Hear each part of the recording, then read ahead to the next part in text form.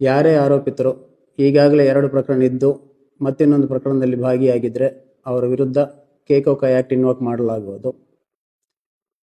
ಇದರಲ್ಲಿ ಇವರು ಆ್ಯಕ್ಚುಲಿ ಮಾಡಿದ್ದಂಥ ಅಫೆನ್ಸ್ಗೆ 3 ವರ್ಷ ಪನಿಷ್ಮೆಂಟ್ ಇದ್ದರೂ ಸಹ ಕೇಕೋಕ ಆ್ಯಕ್ಟಲ್ಲಿ ಕನಿಷ್ಠ 5 ವರ್ಷ ಪನಿಷ್ಮೆಂಟ್ ಇದೆ.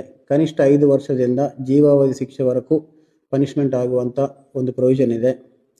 ಅಷ್ಟೇ ಅಲ್ಲದೆ ಯಾವುದೇ ಪ್ರಕರಣ ಇಲ್ಲದರೂ ಕೂಡ ಈ ಆರೋಪಿತರ ಜೊತೆಗೆ, ಅಂದರೆ ಈಗಾಗಲೇ 2 ಪ್ರಕರಣಗಳಿದ್ದಂಥ ಆರೋಪಿತರ ಜೊತೆಗೆ ತಿರುಗಾಡಿ ಅವ್ರ ಜೊತೆ ಗ್ರೂಪ್ ಕಟ್ಟಿಕೊಂಡು ಅಥವಾ ಸಿಂಡಿಕೇಟ್ ಮಾಡಿಕೊಂಡಿದ್ದಂಥವರಿಗೆ ಕೂಡ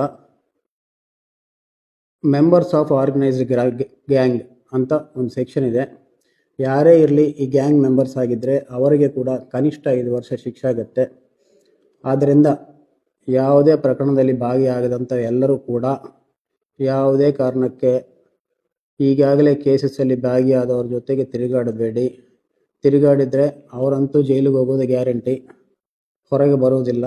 ಅವರೊಟ್ಟಿಗೆ ನೀವು ಕೂಡ ಇಂಥ ಕಠಿಣವಾದಂಥ ಕಾನೂನಲ್ಲಿ ಸಿಕ್ಕಾಕ್ಕೊಂಡಿದ್ರೆ ಕಷ್ಟ.